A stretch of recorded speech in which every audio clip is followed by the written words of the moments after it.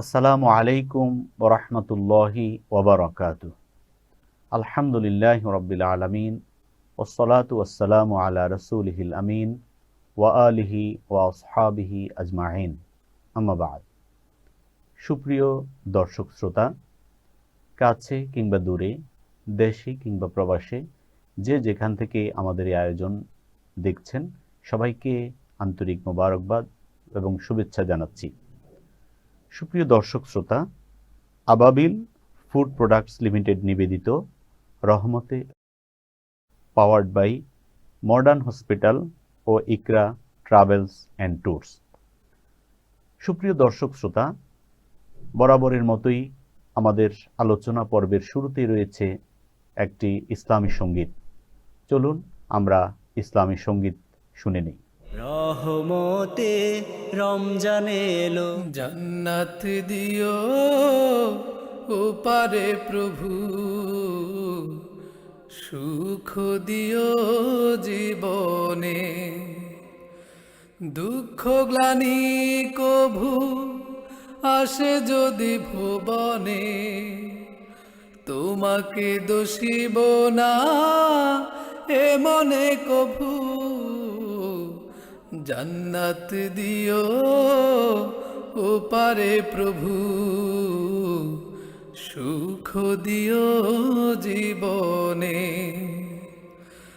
দুঃখ গ্লানি কভু আসে যদি ভুবনে, তোমাকে দোষিব না এ মনে কভু, জান্নাত দিও ওপারে প্রভু, সুখ দিও জীবনে। তাকদীর মেনে মনে প্রাণে বাসব ভালো আমার ধ্যানে জ্ঞানে, তাকদীর মেনে মনে প্রাণে বাসব ভালো আমার ধ্যানে জ্ঞানে, রোজ হাসরে রাখিও মোরে তোমার নূরের আলোতে, জান্নাত দিও ওপারে প্রভু, সুখ দিও জীবনে, দুঃখ গ্লানি কভু আসে যদি ভুবনে, তোমাকে দোষিব না এ মনে কভু, জান্নাত দিও ওপারে প্রভু, সুখ দিও জীবনে। আমার স্বজন আমার প্রিয়জন, করিও তুমি তোমারি আপন, আমার স্বজন আমার প্রিয়জন, করিও তুমি তোমারি আপন, চির সুখী জান্নাতি পাখি করে নিও তুমি আমায়, জান্নাত দিও ওপারে প্রভু, সুখ দিও জীবনে, দুঃখ গ্লানি কভু আসে যদি ভুবনে, তোমাকে দোষিব না এ মনে কভু, জান্নাত দিও ওপারে প্রভু, সুখ দিও জীবনে। রহমতে রমজান এলো। সুপ্রিয় দর্শক শ্রোতা, ইসলামী সঙ্গীতের পর আমরা আবার ফিরে এলাম আমাদের আলোচনা পর্বে। আপনারা ইতিমধ্যেই জেনেছেন দেশের প্রখ্যাত আলেমে দ্বীনদেরকে নিয়ে প্রথিতযশা আলেমদেরকে নিয়ে আমাদের এই প্রোগ্রাম সাজানো হয়েছে। আজকেও তার ব্যত্যয় নয়। ইতিমধ্যে আমাদের মাঝে এসে উপস্থিত হয়েছেন আলোচনা করার জন্য প্রখ্যাত আলেমে দ্বীন, বিশিষ্ট ইসলামী চিন্তাবিদ হযরত মাওলানা মোহাম্মদ রবিউল্লাহ আনসারী। আসসালামু আলাইকুম ওয়া রাহমাতুল্লাহি ওয়া বারাকাতুহু। মোহতারাম, আপনি কেমন আছেন? আলহামদুলিল্লাহ, ভালো আছি। সম্মানিত দর্শক শ্রোতা, এ পর্যায়ে আলোচনা করার জন্য আজকে আমাদের আলোচ্য বিষয় হচ্ছে ফিতরা। এ বিষয়ে সম্মানিত আলোচক তার জ্ঞানগর্ভ আলোচনা পেশ করছেন। ইন্নাল হামদুলিল্লাহ ওয়াস সালাতু ওয়াস সালামু আলা রাসূলিল্লাহ, আম্মা বাদ। সম্মানিত দর্শক শ্রোতা, আজকে যেই গুরুত্বপূর্ণ একটি বিষয় নিয়ে আলোচনা করতে যাচ্ছি, বিষয়টি হলো ফিতরা। ফিতরার বিষয়ে আল্লাহ রাসূল বলেছেন, ফারাদা রাসূলুল্লাহ সাল্লাল্লাহু আলাইহি ওয়াসাল্লাম যাকাতাল ফিত্র।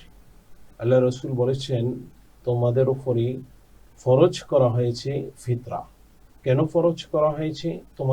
তোমাদের যে মাহে রমাদানের রোজা পালন করো, এই পালন করার ক্ষেত্রে তোমাদের ছোটখাটো ভুল ত্রুটি হয়ে যায়, অশ্লীল কথা হয়ে যায়, বাজে কথা হয়ে যায়। এই বাজে কথা থেকে পবিত্রতা অর্জনের জন্য তোমাদের উপরে ফরজ করা হয়েছে সাদাকাতুল ফিতর। অর্থাৎ মোহতারাম, আমরা দেখতে পারি যেমন হজের মধ্যে কেউ যদি কোনো ভুল করে তাহলে সেখানে দম দেয়া হয়, আর রমজানুল মুবারকের মধ্যে রমজান মাসে কেউ যদি কোনো ভুল করে তার জন্য কাফারা হিসেবে এখানে ফিতরা প্রদান করা হয়। যেমন আপনার নামাজের মধ্যে কেউ যদি ভুল করে সেক্ষেত্রে সাহু সিজদা দেওয়া হয়। এমনটাই রোজার ক্ষেত্রে যখন ছোটখাটো ভুল ত্রুটিগুলো হয়, সেজন্য আল্লাহ রাসূল বলেছেন, তোমরা সদকাতুল ফিতর আদায় করো, এতে করে তোমাদের ছোটখাটো ভুলগুলো আল্লাহ তাআলা মার্জনা করে দিবেন। এবং অন্য হাদিসে এসেছে, আল্লাহ রাসূল বলেন, এটা হলো আপনার গরিবদের জন্য খাদ্য প্রদান করা, যে জন্য তারা ঈদের দিন আল্লাহর মেহমান থাকে। সকলে আল্লাহর মেহমান হওয়ার কারণে তাদের মেহমানদারির জন্য তাদেরকে আপনার খাবার দান করা। এবং এটা যদি কেউ ঈদুল ফিতরের নামাজের আগে করে, সেক্ষেত্রে আল্লাহ রাসূল বলেছেন যে সেটা কবুলকৃত যাকাত হিসেবে গণ্য হবে। সুবহানাল্লাহি ওয়া বিহামদিহি, সুবহানাল্লাহ। এবং অন্য হাদিসে এসেছে, যদি কেউ সেটা মাহে রমাদানের মধ্যে না করে, ঈদুল ফিতরের আগে না করে, ঈদুল ফিতরের পরে করে, তাহলে সেটা সাধারণ সদকা হিসেবে কবুল হবে। এবং অন্য হাদিসে এসেছে, আল্লাহ রাসূল বললেন যে, এই মদিনাবাসী, তোমরা এদিকে এসো, তোমরা কি জানো, তোমাদের ভাইদের কাছে পুছিয়ে দাও এই খবরটা যে আমি নিজে সদকাতুল ফিতর আদায় করেছি। আবু দাউদ শরীফে এসেছে, আমি সদকাতুল ফিতর আদায় করেছি, তোমরা তোমাদের ভাইদের কাছে এই ঘোষণা দাও, তারা যেন জব এবং গম দিয়ে সদকাতুল ফিতর আদায় করে। সদকাতুল ফিতরের অনেক গুরুত্ব রয়েছে, ফজিলত রয়েছে। আমরা সদকাতুল ফিতর কাদের উপরে ওয়াজিব বা কাদের উপরে ফরজ, সেই সম্পর্কে আমরা জানবো। আমরা সাধারণত জানি যাকাত যে নেসাব, সেই পরিমাণ নেসাবের মালিক যদি কেউ হয়, তাহলে তার উপরে সদকাতুল ফিতর আদায় করতে হয়। কিন্তু যাকাতের বিষয়টা আর সদকাতুল ফিতরের বিষয়টা ভিন্নতা রয়েছে। সদকাতুল ফিতর এবং যাকাতের মধ্যে পার্থক্যটা এই জায়গায়, সদকাতুল ফিতর আর যাকাত হলো, যাকাত এমন একটা বিষয় যে বিষয়টার জন্য 1 বছর একটা লোক নেসাব পরিমাণ মালের মালিক হতে হয়। নেসাব পরিমাণ মালের মালিক হওয়ার ক্ষেত্রে স্বর্ণ 7.5 ভরি, রূপা 52.5 তোলা, এবং সে যদি ব্যবসায়িক পণ্য থাকে, সেই ব্যবসায়িক পণ্যের উপরে 1 বছর যদি এই পরিমাণ তার ক্যাশ টাকা অর্থাৎ থাকে, 7.5 তোলা স্বর্ণ অথবা 52.5 তোলা রূপ্য অথবা সমপরিমাণ অর্থ যদি 1 বছর পর্যন্ত কোনো মানুষের কাছে থাকে, তাহলে তার উপরে যাকাত ফরজ হবে। জি, যাকাত ফরজ হবে। কিন্তু সদকাতুল ফিতরের ক্ষেত্রে হলো, যদি কেউ এই পরিমাণ নেসাব পরিমাণ মালের মালিক হয় ঈদুল ফিতরের আগেও, তাহলেও তাকে আদায় করতে হবে সদকাতুল ফিতর। এবং এখানে আরেকটা বিষয় লক্ষণীয় হচ্ছে, সেটি হচ্ছে যে আজকে সকালবেলা যদি কোনো একটি বাচ্চা শিশু জন্মগ্রহণ করে, তাহলে তারও সদকাতুল ফিতর আদায় করতে হবে। সম্মানিত দর্শক শ্রোতা, আমরা যে বিষয়টি নিয়ে কথা বলতে যাচ্ছিলাম, সদকাতুল ফিতরের বিষয়। সদকাতুল ফিতর আপনার এটা যদি এমন হতে পারে আসবাবপত্র, দেখা গেছে যে পরিবারের মধ্যে যে ফার্নিচারগুলো প্রয়োজনীয় আছে সেই ফার্নিচারের অতিরিক্ত বিলাসবহুল কিছু ফার্নিচার অনেকে রাখেন এবং সৌন্দর্য মণ্ডিত করার জন্য কেউ ফার্নিচার ব্যবহার করেন, এই অতিরিক্ত ফার্নিচারের উপরেও আপনার সদকাতুল ফিতির আসবে। আবার কেউ যদি দেখা যায় যে একটা জমিন আছে, এই জমিনটার উপরে তার পুরো বছর চলে যায়, এর অতিরিক্ত জমি যদি থাকে তাহলে তার উপর সদকাতুল ফিতর আদায় করতে হবে। আবার এমনটাও যদি হয় কারোর প্রয়োজনীয় কাপড় চোপড়ের বেশি অতিরিক্ত কাপড় আছে, যেমন মহিলাদের ক্ষেত্রে অনেক দামি দামি শাড়ি থাকে, পুরুষদের ক্ষেত্রে অনেক স্যুট, বিভিন্ন ধরনের পোশাক থাকে, যে পোশাকগুলো তার প্রত্যেক দিন নিয়মিত প্রয়োজন হয় না। এই ক্ষেত্রে এই পোশাকও যদি কারোর অতিরিক্ত থাকে, আসবাবপত্র অতিরিক্ত থাকে এবং জমিন অতিরিক্ত থাকে, তাহলে তাকেও সদকাতুল ফিতর আদায় করতে হবে। আমরা অনেক সময় বুঝি না সদকাতুল ফিতর আদায় করাটা, আমরা মনে করি যে সাধারণত আমাদের উপর বোধহয় এটা ফরজ হয় নাই, এটা মনে আমাদের উপর ওয়াজিব হয় নাই, এটা আমরা সাধারণত মনে করি যে দরিদ্র, আমি তো গরিব মানুষ, আমার উপরে এটা কি ফরজ হয়েছে কিনা। না, আপনার উপরে অবশ্যই ফরজ হয়েছে। এটা বুঝতে হবে, আপনার যদি এমন কিছু জিনিস থাকে যে জিনিসগুলো অতিরিক্ত রয়েছে সেটা সমপরিমাণ হয়ে যায় 52.5 তোলা রূপার এবং 7.5 ভরি স্বর্ণের ক্ষেত্রে যদি সমপরিমাণ টাকাও হয়, আপনার যদি ওই দিন ঈদুল ফিতরের আগেও আপনার কাছে এই পরিমাণ টাকা আসে, তাও আপনাকে সাদাকাতুল ফিতর আদায় করতে হবে। এখন আপনি কি দিয়ে আদায় করবেন, এই ব্যাপারে রাসূলের সুন্নাহ কি আছে? আল্লাহ রাসূল বলেন যে তোমরা 5টি জিনিস দিয়ে সদকাতুল ফিতর আদায় করবে। এক হলো গম, জব, খেজুর, কিশমিশ এবং পনিরের কথা বলা হয়েছে। এই ক্ষেত্রে আপনার ইসলামী ফাউন্ডেশন একটি দিক নির্দেশনা অবশ্যই দিয়ে থাকে যে এত টাকা থেকে এত টাকা পর্যন্ত সদকাতুল ফিতর এবছর নির্দিষ্ট করা হয়েছে, সর্বনিম্ন এটা, সর্বোচ্চ এটা। এক্ষেত্রে আপনাকে যেটা করতে হবে সেক্ষেত্রে হলো আপনার সোসাইটি এবং আপনি কোন স্ট্যাটাসে আছেন এবং আপনার সামর্থ্য কেমন আছে। একজন সাধারণ মানুষ, সে 70 টাকা ইসলামী ফাউন্ডেশন সর্বনিম্ন করেছে, সেক্ষেত্রে সে 70 টাকা দিল, কিন্তু আপনার তো দেয়া গেছে যে 200 টাকা দেওয়ার মতো, 500 টাকা দেওয়ার মতো, খেজুর দিয়ে দেওয়ার মতো আপনার সামর্থ্য আছে, তাহলে আপনি কেন? মোহতারাম, এখানে একটি লক্ষণীয় বিষয়, সেটি হচ্ছে যে যে মানের, যে যে স্ট্যাটাসের, তাকে সাদাকাতুল ফিতর আদায় করতে হবে তার স্ট্যাটাস অনুযায়ী। জি জি, তার স্ট্যাটাস অনুযায়ী। এবং আরেকটা বিষয় হলো, সাধারণত এখন আলেমদের মধ্যে, ইসলামী স্কলারদের মধ্যে এই বিষয়টা নিয়ে কথাবার্তা হচ্ছে যে খাদ্য দিয়ে আপনাকে আদায় করতে হবে, কি যে কয় আপনার টাকা দিয়ে আদায় করা যাবে না। এই বিষয়টা যথাযথভাবে ইসলামী স্কলার যারা একপাক্ষিক বলেন যে খাদ্য দিয়ে করতে হবে, এটাও যেমন যথাযথ না, আবার আপনি খাদ্য ছাড়া শুধু টাকাই দিবেন সেটাও যথাযথ না, মধ্যম পন্থার মধ্যে আসতে হবে। আল্লাহ রাসূলের সময় মুআবিয়া রাদিয়াল্লাহু তাআলা যখন গভর্নর হলেন, উনিও কিন্তু আপনার এই গমের বিষয়ে এসে নতুন একটা নিয়ম বলেছিলেন যে গম তো আপনার 1 কেজি 1.25 কেজির মধ্যে যদি হয় তাহলে আদায় হয়ে যাবে, যে তোমরা যে 3.5 কেজির মতো একসা, মানে 3.5 কেজি বা 3 কেজি 300 গ্রাম, এই ক্ষেত্রে তোমরা যে আদায় করো 300 খেজুরটা, সেই খেজুরটার ক্ষেত্রে তোমরা যেটা আদায় করো আর 1.25 কেজি গম একই দাম হয়ে যায়। তোমরা যদি 1.25 কেজি দিয়েও আদায় করো তাহলে তোমাদেরটা আদায় হয়ে যাবে। এখন বর্তমান প্রেক্ষাপট অনুসারে আপনি যদি দেখেন, আমাদের যেই 5টা জিনিস আল্লাহ রাসূল বলে গিয়েছেন, এগুলো আমাদের বাংলাদেশের প্রেক্ষাপটে কারোরই প্রধান খাদ্য নয়। এই প্রধান খাদ্য না হওয়ার কারণে আপনি যদি সবাই যদি খেজুর, রাসূলের সুন্নাহ, সেক্ষেত্রে যদি সবাই খেজুর দিতে থাকে, তাহলে একটা গরিব মানুষ, তার ঘরে দেখা গেছে যে 3.5 কেজি করে খেজুর দিল, 10 জন দিল, সে এত খেজুর দিয়ে কি করবে? এক্ষেত্রে টাকা যদি কেউ দেয় তাহলে দেখা গেছে যে তার যে পায়েস, গরুর গোশত, মুরগি, অন্যান্য যে আদার্স খরচগুলো আছে, সেক্ষেত্রে সে সেই খরচগুলো করতে পারে। জি মোহতারাম, তাহলে আমরা বুঝতে পারলাম যে যে যদি কেউ ওই 5টি জিনিস বাদ দিয়েও যদি কেউ টাকা দিয়ে সাদাকাতুল ফিতর আদায় করতে চায় তাহলে সে আদায় করতে পারবে। জি, আমরা আপনাকে একটু থামাইতে হচ্ছে, আমরা বিরতিতে যাব, বিরতির পর এসে আমরা আবার শুনব। সম্মানিত দর্শক শ্রোতা, এই পর্যায়ে আমরা একটি ছোট্ট বিরতিতে যাচ্ছি, বিরতির পর আমরা আবার ফিরে আসব। আশা করছি ততক্ষণ পর্যন্ত আপনারা আমাদের সাথেই থাকবেন।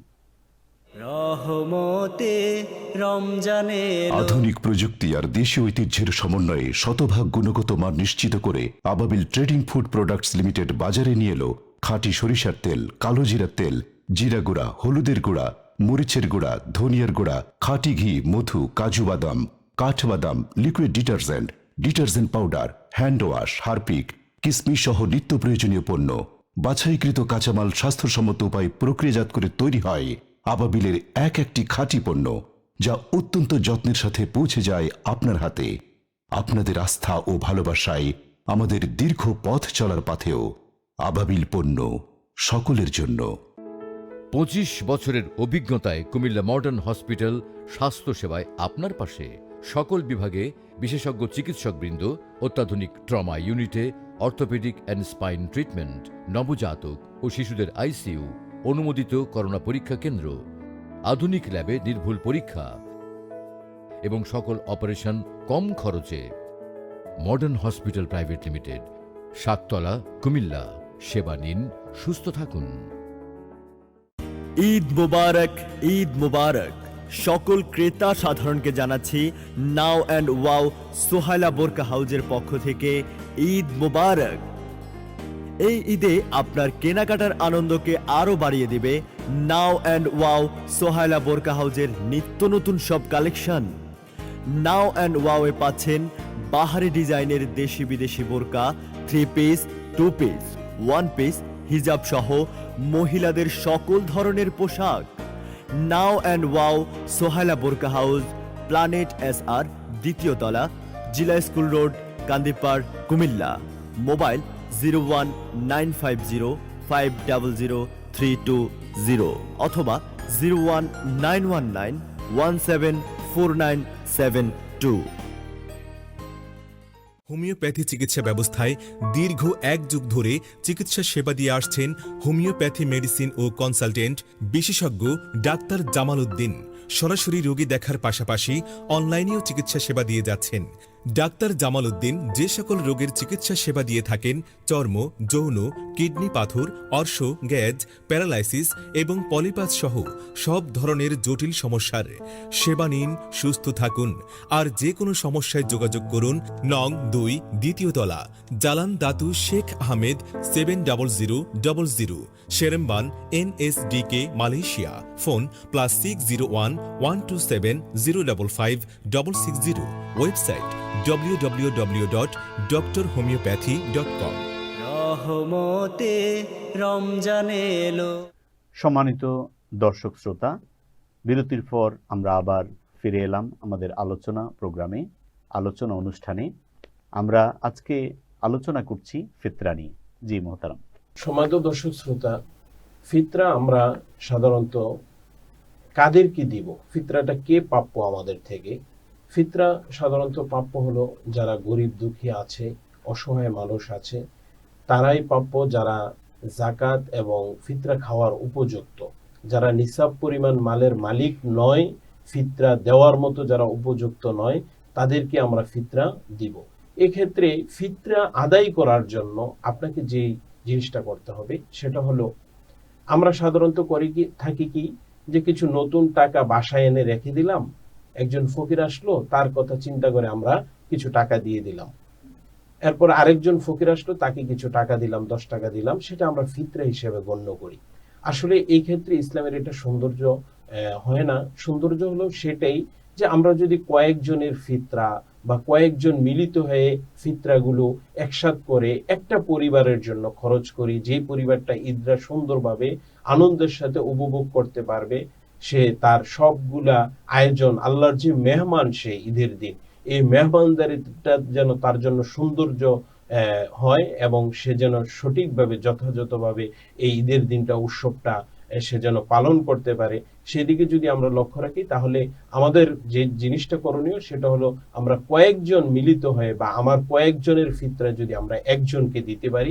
এবং আরেকটা জিনিস, যে জিনিসটা নিয়ে তর্ক বিতর্ক, যে জিনিসটা নিয়ে করা দরকার যে আমরা ফিতরা দিব অথচ আমাদের কাছে গরিব মানুষ আসবে, এটা আসলে ধর্তব্য না।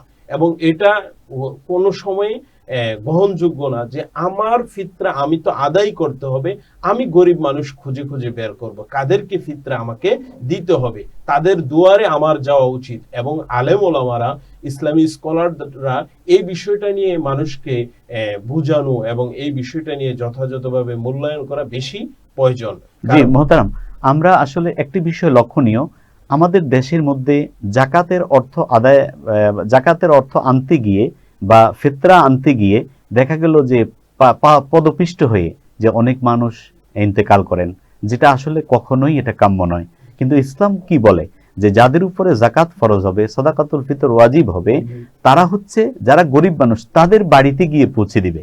এটাই তো ইসলামের বিধান। জি জি অবশ্যই, কিন্তু আসলে এই জিনিসটা হচ্ছে না। সেজন্য আমাদের অবশ্যই আলেম ওলামারা এবং মসজিদের মধ্যে যে খতিবগণ বক্তব্য দেন, এই খতিবগণ এবং আলেম ওলামারা, ইসলামী স্কলাররা এই বিষয়গুলো নিয়ে যদি যথাযথভাবে ইসলামটাকে ফুটিয়ে তোলে, আল্লাহ রাসূলের সুন্নাহটাকে ফুটিয়ে তোলে, মানুষ সচেতন হবে এবং তার সদকাতুল ফিতর আদায় করার জন্য সে গরিব দুঃখীর পাশে যাবে এবং গরিব দুঃখী এতে করে অনেক আনন্দিত হবে, খুশি হবে।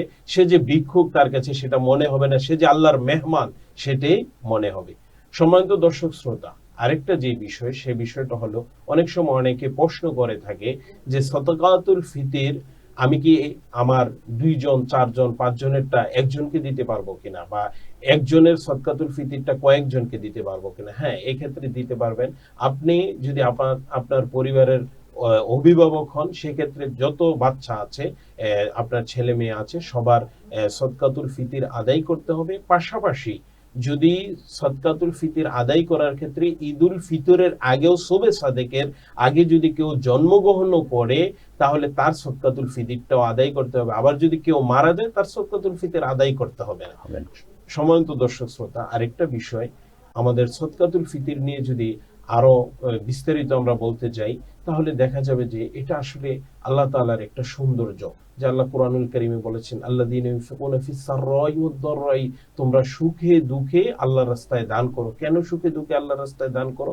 যে গরিবরা যেন, মুসলমানরা যেন কখনোই গরিব না থাকে, তারা যেন সামর্থ্যবান হতে পারে। আমরা যদি যথাযথভাবে সদকাতুল ফিতর, এরপরে যাকাত এবং দান সদকা, এগুলো যদি আমরা যথাযথভাবে আসলে আমাদের দিক থেকে যারা ধনাঢ্য ব্যক্তি আছে তারা যদি যথাযথভাবে করতো, তাহলে আসলে ইসলামের সৌন্দর্যটা ফুটে উঠতো এবং গরিব দুঃখী তারা, যে আল্লাহ রাসূল বলেছেন যে উপরের হাত থেকে নিচের হাত আল্লাহর কাছে বেশি পছন্দ না, উপরের হাতটা আল্লাহর কাছে বেশি পছন্দনীয়। ভিক্ষাবৃত্তিটা যদিও জায়েজ, আল্লাহ রাসূল এটা সবচেয়ে ইসলামের একটা জায়েজ কাজের মধ্যে একবারে নিম্ন জায়েজ, যেটা মানে না পারতে আল্লাহ রাসূল বলেছেন। এই জন্য এই ভিক্ষাবৃত্তিটা যেন মুসলমানদের মধ্যে না থাকে। আমরা যারা ধনাঢ্য আছি, যারা সম্পদশালী আছি, আমরা যেন সদকাতুল ফিতর আমরা আদায় করার ক্ষেত্রে যেন আমরা এমনটা না হয় যে সরকার 70 টাকা করেছে, আমি 70 টাকায় আদায় করলাম, এমনটা যেন না হয়। মোহতারাম, এখানে একটা লক্ষণীয় বিষয় হচ্ছে এবং জানার বিষয় হচ্ছে, সম্মানিত দর্শক শ্রোতাদেরকে জানালে এই বিষয়টি ওনারা উপকৃত হবেন। সেটি হচ্ছে, কারো যদি সাপোজ আমি ধরে নিলাম যে 5,000 টাকা হচ্ছে সাদাকাতুল ফিতর আসলো, কিন্তু তিনি যদি 10,000 টাকা আদায় করেন, তাহলে তিনি কিন্তু সওয়াব পাবেন। আর এটা কিন্তু নাজায়েজ না, এটাও কিন্তু জায়েজ। জি অবশ্যই, তার সদকাতুল ফিতর আদায়ের যে, সে যদি রমজান মাসে সেটা আদায় করে, অবশ্যই তার যে 5,000 টাকা সেটা কবুলকৃত যাকাত হিসেবে আল্লাহর দরবারে কবুল হবে এবং বাকিটাও তার দান হিসেবে কবুল হবে। যে এখন আমরা দেখতে পাই যে রমজান মাসে একেবারে শেষের দিকে, রমজান শেষের দিকটাতে যখন আমরা পৌঁছি, তখন মার্কেটগুলো বা শপিং এর নামে যে একেবারে কি অবস্থা হয়ে যায়, সেখান থেকে আমরা খুব বেশি গর্জিয়াস কাপড় চোপড় না কিনে সেটা থেকে আমরা কিছু টাকা বাঁচিয়ে আমরা যদি রমজানুল মুবারকের মানুষকে দান করি, আল্লাহ সুবহানাহু ওয়া তাআলার কাছে এটা সবচেয়ে বেশি দামি এবং এটা সবচেয়ে বেশি গুরুত্বপূর্ণ হবে। জি মোহতারাম।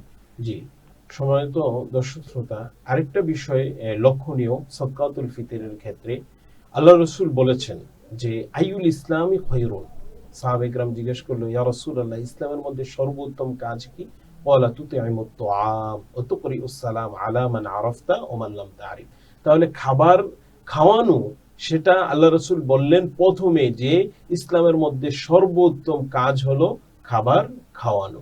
তো তাহলে আমরা যদি গরিব দুঃখী যদি না খেয়ে থাকে, আমি আমার পক্ষ থেকে ঈদে সুন্দরভাবে আনন্দ উদযাপন করলাম, আর আমিও আল্লাহর মেহমান, মাহে রমাদানে রোজাগুলো আমি রেখেছি, ঈদের দিনটা আমাকে আনন্দ উপভোগ করার জন্য, ভালো খাবার খাওয়ার জন্য আমাকে আল্লাহ তাআলা যেমন ভাবে সামর্থ্য দিয়েছে, আমি যদি আমার সামর্থ্য থেকে আমার প্রতিবেশী এবং আমার আত্মীয় স্বজন যারা আছে, সদকাতুল ফিতির যারা প্রাপ্য, তাদেরকে সদকাতুল ফিতির দিতে পারি, এবং তাদেরকে যারা আছে সদকাতুল ফিতিরের জন্য তারা হয়তো বা সদকাতুল ফিতির প্রয়োজন নাই, কিন্তু তাদেরকে যদি আমরা হাদিয়া দিতে পারি তাহলেও সেটা অনেক কল্যাণকর কাজ।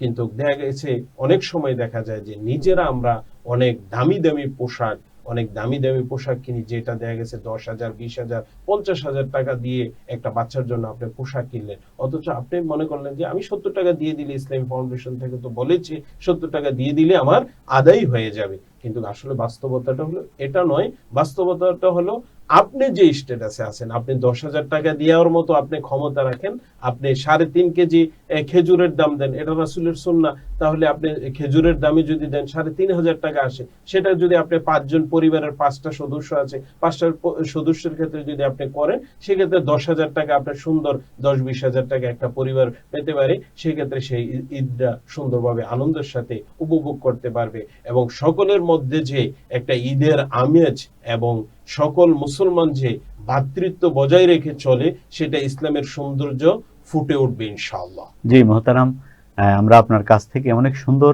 আলোচনা শুনছিলাম ফিতরা বিষয়ে।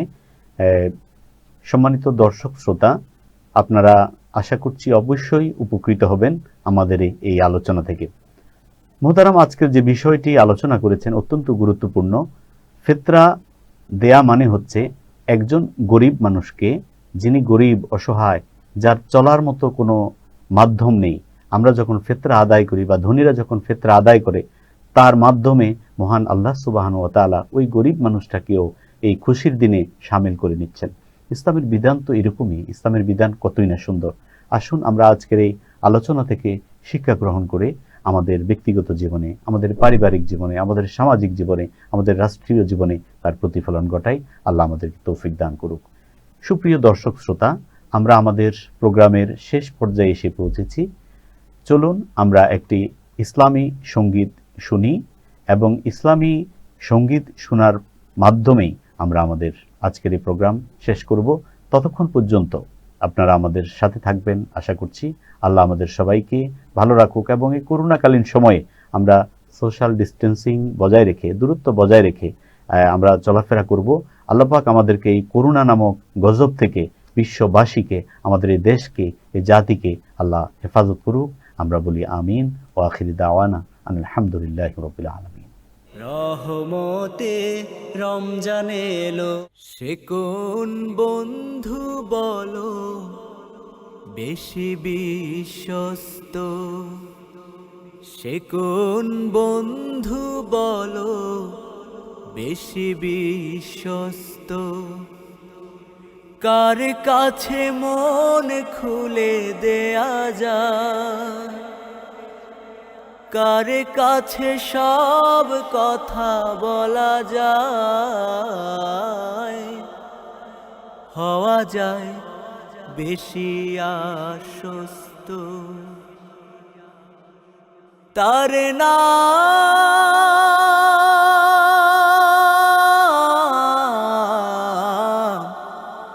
আহমদ, বড় বিশ্বস্ত। সে কোন বন্ধু বলো বেশি বিশ্বস্ত, কার কাছে মন খুলে দেয়া যায়, কার কাছে সব কথা বলা যায়, হওয়া যায় বেশি আশ্বস্ত, তার নাম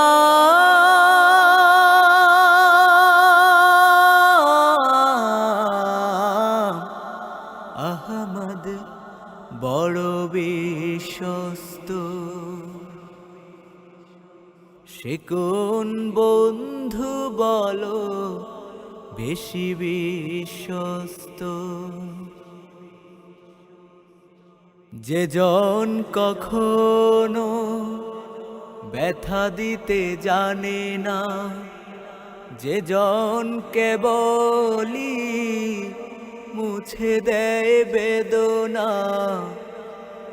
যে জন কখনো ব্যথা দিতে জানে না, যে জন কেবলি মুছে দেয় বেদনা, হৃদয়ের হাহাকার আপন করে নিতে আর কার বুক এত প্রশস্ত, তার নাম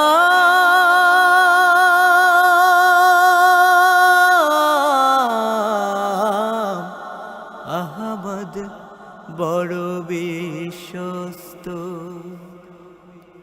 সে কোন বন্ধু বলো বেশি বিশ্বস্ত,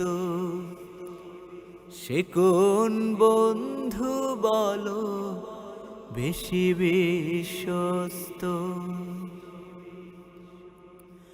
মহানবী বলে তারে কেউ বা ডাকে, আমি ডাকি প্রিয়তম। সে আমার ধ্যান ভালোবাসা প্রেম মধুময় মনোহর স্বপ্ন সম। মহানবী বলে তারে কেউ বা ডাকে, আমি ডাকি প্রিয়তম। সে আমার ধ্যান ভালোবাসা প্রেম মধুময় মনোহর স্বপ্ন সম। যে জন করুণার অনুপম উপমা, যার মতো দরদি কোথাও আর মেলে না। যে জন করুণার অনুপম উপমা, যার মতো দরদি কোথাও আর মেলে না। জীবনের আঙিনায় আবাদ করে দিতে আর কার বুক এত প্রশস্ত, তার নাম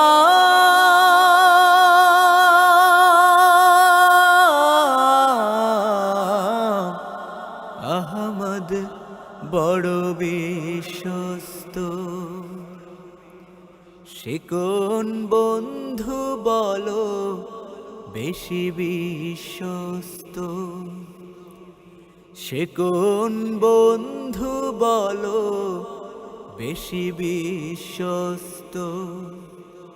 কার কাছে মন খুলে দেয়া যায়, কার কাছে সব কথা বলা যায়, হওয়া যায় বেশি আশ্বস্ত। সে কোন বন্ধু বলো বেশি বিশ্বস্ত। কার কাছে মন খুলে দেয়া যায়, কার কাছে সব কথা বলা যায়,